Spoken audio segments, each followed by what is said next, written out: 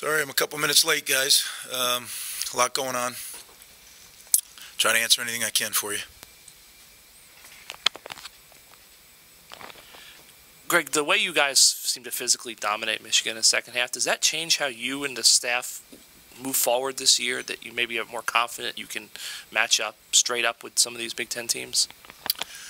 You know, I don't know if we didn't think we could before. I think the Big Ten is a very tough league, and every game is its own entity. So you can't say, well, because you were able to do that in the second half, that you'll be able to do that against somebody else.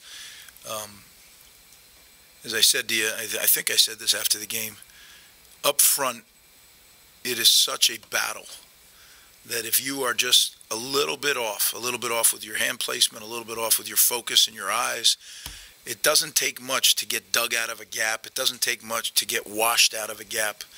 And when that happens, that's when plays occur. So it really is. I mean, everybody talks about the physicality. That's absolutely the most important because it's a battle.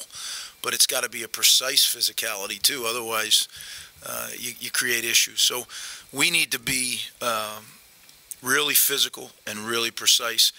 And, you know, Michigan's line was very good, and Ohio State's maybe better. So here we go. Greg, you always talk about the battle up front. One guy I want to talk about a little bit about is Troy Rainey. He made the transition from offensive line to defensive line to offensive line. Can you talk about that transition, what went into that, and then what you saw from him on Saturday? Well, Troy, you know, it was very important that Troy stepped up in that game because we certainly needed him, right, with Reggie going down. We've made the move with, you know, several guys just to try to bolster the offensive line. It's you know, I've discussed it before that was a position when we arrived here that we really felt we needed to gather some troops. Just pure numbers, we didn't have enough.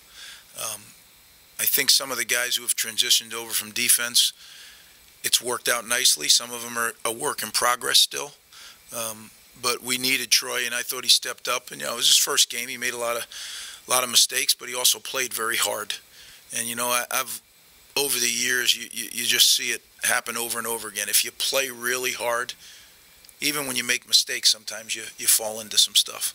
And that's kind of what happened there. Greg, does your experience at Ohio State impact the way you coach against them? Maybe not from an X's and O's standpoint, but just from a mindset that, you know, this isn't David versus Goliath, that you know their talent, you know the talent that you have, and that you don't need to, you know, be intimidated by them or anything like that? Well, I don't know. I mean, it's been 3 years now, so I'm kind of removed. You know, a lot of the players that are playing I still have knowledge of, but they've changed. Like, we all change, right? So I don't want to ever use my frozen in time memory. We played them last year, though, so I think that's as good a tool to use for evaluation as anything is, you know, how did it look last year? How's it looked this season so far? But there's several changes. Each year there's changes in staff, there's changes in players, so you just have to stay current. Greg, just after these 4 games, I mean, have you kind of seen the week-to-week progress on the offensive line that you wanted to see overall, or is it close to where you hoped it would be at this point in the season? I mean, where do you kind of evaluate that? We're making progress. It's not close to where I want it to be, no. But we're making progress. And, again, if you can continue to go in the right direction, eventually you'll get it where you want it to be. But we have a long way to go.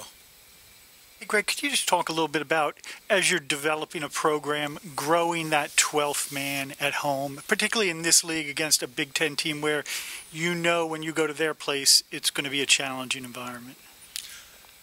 I think that's a great question because I think we're doing just that.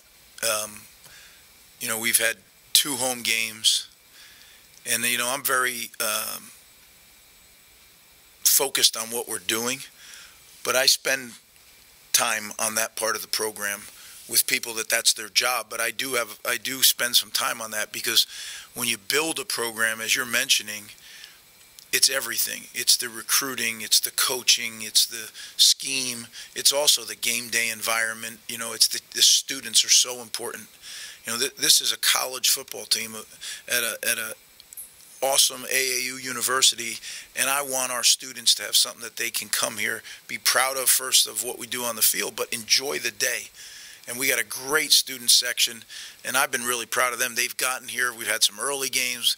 They've gotten here. We had some games that, I'm really proud when I look up there in our warm-ups and they're in there. That to me is really cool, and especially when we had the early game and they were there. Like people say they won't do that. Well, they did that day, and that's what we need. And then I kind of can hear the crowd having their own things, and I'm in the huddle talking, but I can just hear a bunch of stuff going on in the stadium while the play is stopped.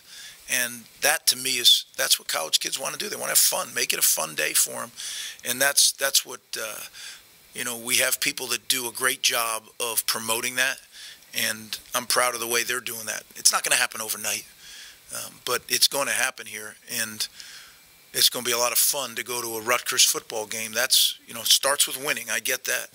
But then there's more to it than just that.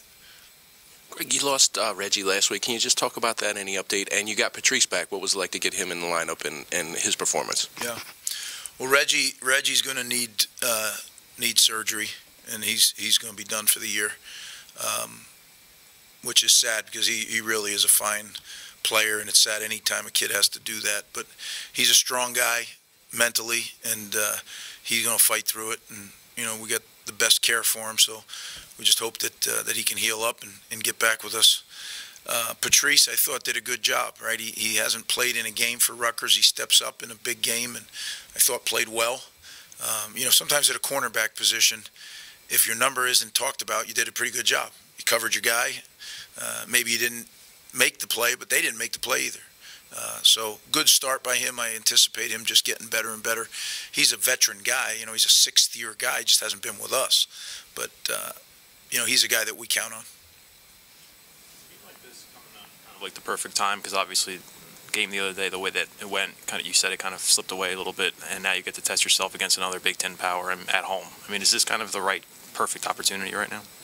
I just think the Big Ten, period, every week. I mean, you're playing in what I think is the elite conference in college football, right? And so what week isn't that?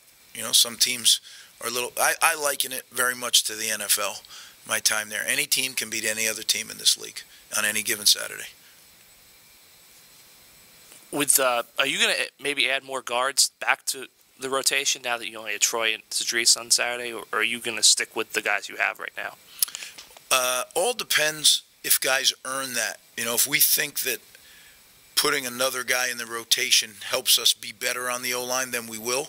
If we don't, it's all about competition. And, are we always right? No, of course not. But we spend a lot of time studying it and evaluating it, and we think that, what we did Saturday was the best thing. Again, you don't always know. We waited to see how Troy played as well. We were ready to do it, but we thought he was doing well. And, the game, the way it went Saturday, the nice thing about national television games is the commercial breaks are longer, right? So you look up at the clock and it's 3 minutes and 40 seconds until you come out of the break. That's real-time rest, right? So it's not a fatigue issue. I mean, we practice a heck of a lot harder than the game from a conditioning standpoint. Your third down defense, how has that improved as much as it has from last year? And then, do you look at Ohio State, how good they are efficient on third down? Is that one of the keys to this game? Yeah, I think there's several keys, but that's always one, right? I mean, third down offense and defense, it keeps you on the field, keeps the drive going, or you get off. And we certainly make a big deal of it around here on both sides of the ball. And I think in modern college football, it's become third and fourth down defense because so many people are going for it more than they used to, including us. And, part of that's the analytics. Part of that is, it's harder to get the ball in the end zone. You get an opportunity, you want to keep it going. Aggression, I don't know what it is, but it's happening across college football. So I think third and fourth down defense and third and fourth down offense are really critical in every game. Greg, you spoke about Troy, but Holland Pierce next on both second-year guys. Can you talk about his progression over the course of this year, or actually since he's come here? I mean, Holland's a tremendous story, right? I mean, you just